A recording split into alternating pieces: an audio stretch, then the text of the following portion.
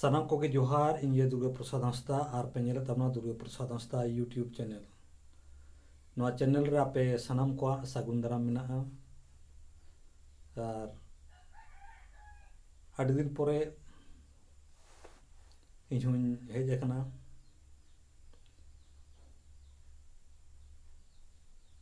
ᱡᱟᱦᱟᱸ ᱠᱟᱹᱢᱤ ᱟᱯᱱᱟᱨ ᱠᱟᱹᱢᱤ ᱦᱩᱭᱩᱜ ᱠᱟᱱᱟ ᱟᱨ ᱢᱚᱱᱮ ᱦᱩᱭᱩᱜ ᱠᱟᱱᱟ ᱚᱱᱟ ᱠᱟᱹᱢᱤ ᱨᱮ ᱜᱚᱲᱚ ᱟᱹᱰᱤ ᱠᱚᱢ ᱧᱟᱢᱚᱜ ᱠᱟᱱᱛᱮ ᱱᱚᱣᱟ ᱵᱷᱤᱰᱤᱭᱳ ᱵᱮᱱᱟᱣ ᱠᱚᱨᱮ ᱦᱚᱸ ᱩᱱᱟᱹᱜ ᱤᱱᱴᱟᱨᱮᱥᱴ ᱵᱟᱭ ᱦᱤᱡᱩᱜ ᱠᱟᱱᱟ। ᱛᱚ ᱮᱱᱛᱮ ᱨᱮᱦᱚᱸ ᱟᱯᱮ ᱥᱟᱵᱥᱠᱨᱟᱭᱵᱟᱨ ᱠᱚ मोटामुटी 5000 गान मेना पे तबना जहाँ को पे सब्सक्राइब का अड़ी सारहाव और नोड़े इना कंटेंट जहाँ अड़ादा त्रियो बनाम एनेज सेरेन ओना को अड़ी जास्ती गे पे नेला और जहाँ दो ऑल पढ़ाव इदी कते वीडियो अपलोडो ओना को दो बाम पे नेले ताबना ओना इदी कते हो निजरा जहाँ मने रना साना मेना चिकतिया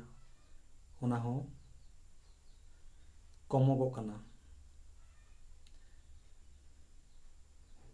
तो आबो तो मिटिंग के उद्देश्य जेहेतु इन ना ऑल पढ़ाव हर दिन बांग कना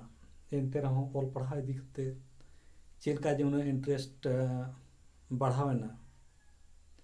ओना दो इन हो बिन ठिकेया मेनखान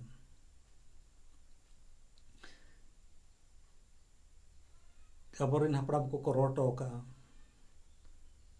ओलो पढ़ोन डहार कना होड़ हपना मारांग डहार ओकोय ओना बाय पांजाया ओका हो बाय बाडाय जोंगा ओलो पढ़ाव बांग बाडायान होड़ दो ओलो पढ़ाव बांग बाडायान होड़ दो जहाना हो बाको उहिर जोंगा। तो इन ठिकैदा जे आपे को नोआ वीडियो जहाँ पे नेलदा त्रियो बनाम आते जहाँ को सेरेंज बड़ा आकदा ओना को दाड़ी जास्ती पे नेला और ऑल पढ़ाव इदी कते जहाँ चर्चा आकना ओना को दो अड़ी कम पे नेलदा। अदो ओनातेñ उयहरदा जे अब दो एनेज सेरेंज सेंद्रा कोगे बिसी दो मेना बना पालेन ऑल पढ़ाव सेंदा कटे बो कम गया। तो इना मेन दो माने पटाबिंदे पतार जुदी तुमदा टमाक कते बन नि सेरेंजदा एनखान दिल्ली रे हो ओंडे हो पता बन खुलो दाड़ेयामा अमेरिका रे हो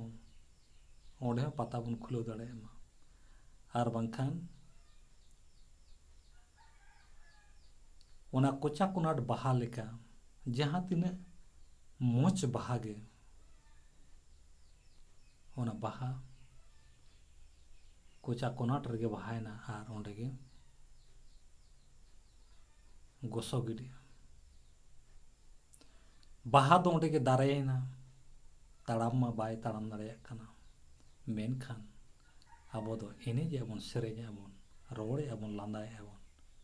हिजुक कना बोन सेनोक कना बोन एनते रहो जुदी ओना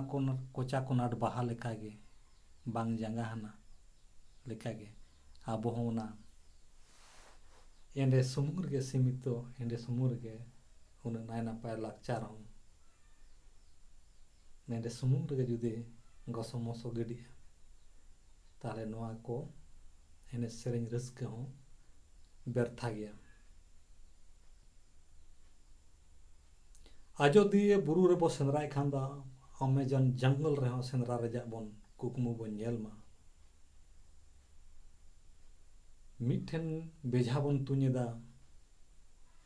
आर ओंडे रिन आबोरिन सिकरिये को चला कान ताबोना उनको सार जुदी को तु냐 नौकान चितर हो नेल अकना मी ट्रैक्टर गान सार गे हुयो तुᱧें बन ओंडे बन तुᱧें मेनखान ओलंपिक करे दो बांग बन नेलोगो सेदाय आबोरेन हापड़ाम को दोको को रोड़ ताहेआ कथा ताहेआ को लुमंग धोती लुमंग साड़ी लुमंग दाढ़ी करना कथा को रोड़ ताहेआ किसकु रापाच मांडी किसण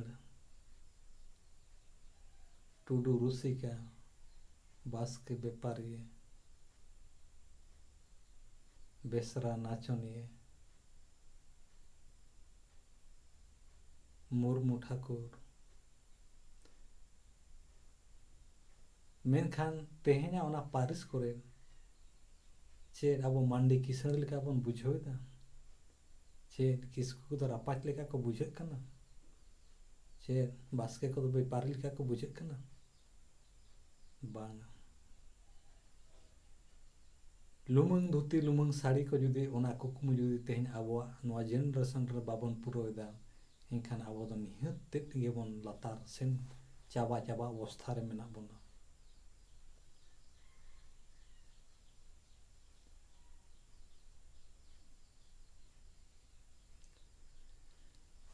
तो उनकान केटेज कथा को मेना नवा हड़प्पा सभ्यता हड़प्पा सिविलाइजेशन नवा को हों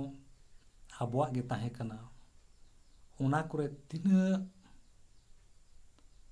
मान व्यवस्थित तिना जुत साहित ओड़ा को तिना सोझे ओकारे बुचे बांगा ओकारे खेचो बांगा ओकार दो बाथरूम ताहे कना ओकार दो हुड़ू चावले ओड़ा ताहे कना तिना चेहरा तिना सेदार या कथा तिना व्यवस्थित को ताहे कना तेहें मा डेवलप रना कथा कान ताहेआ आबो दो लहा सेन बान चलाव कथेन लुमंग साड़ी लुमंग धोती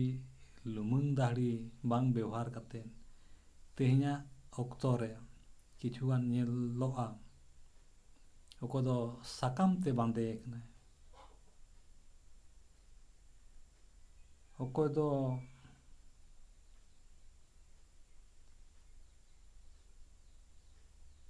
ओड़े ओड़े आते और ताप पाठे डिंगा कना मेनखान तेहें कौन 4000 शर्मा लहा आबोरेन होड़ को उना व्यवस्थित रूप को ताहे कना आर ओना दो नौका ते ठिकेआ जहां ओंडे ओना सामान को न्याम आकना जिनिस पाती को न्याम आकना ओना जिनिस पाती को गे आबो तला रो नित हो मेना गया टुकुज चेलांग को जेमन ओंडे न्याम आकना एनखान टुकुज चेलांग करे नित हो आबो बन दाका उतुई गया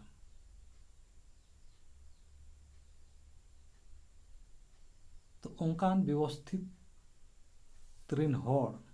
आबो तेहें ना हॉस्पिटल रे बन कथाया ना स्कूल रे बन कथाया ना कॉलेज रे बन कथाया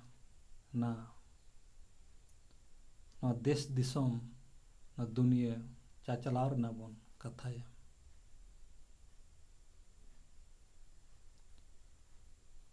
कटिज कटिज जिनिस रेगे बन थाली का लेका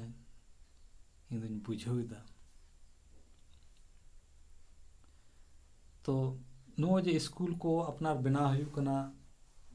ओना करना सपोर्ट को दो बाय जामुक कना एडनेज सेरेंज करना सपोर्ट दो पे एमुक कान ताबोना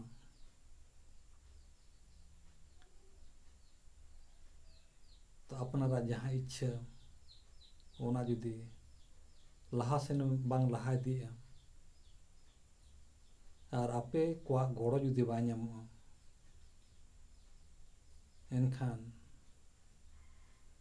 जहाँ तिनाग भागी एनज सेरेñ ताहें कते रहूं कुडुम सातर रे दोहो मारे अकान लेकागे बुझाव गोदों। जहाँ तिनाग गे सेंद्रा कारखा कते चास बास कते एनज सेरेñ लाय लाकचार बोंगा बुरु कते ओलोग पढ़ाव कामी जुदी बाय लहा एनखान दो ओने आबो हों बानु बोन लेकागे बुझेगा। तो ठीक गया एनज सेरेñ साव साव तेगे ना ओल पढ़ाव करना चर्चा हूँ आड़ी केटेज गे चर्चा चेद बोन चेदोगा चे लेका बोन चेदोगा चेद बोन चेद अकना ओना को दी कते हबोन गालोचा आर चेद को चेदो लाक्ति कना ओना को दी कते हो नेतो दो ना उयहर दा आपे को गड़ो को नामोग खान लेताड़ गे दिनम गे नोआ यूट्यूब तलाते अपनारा आबोआ उयहर जहाँ मेना दिसोम हर तलारे सदर सावते कमी उतर हों साना मा ताले तेहें दो निये को मेन बड़ा कते गे सनाम को गे जोहार।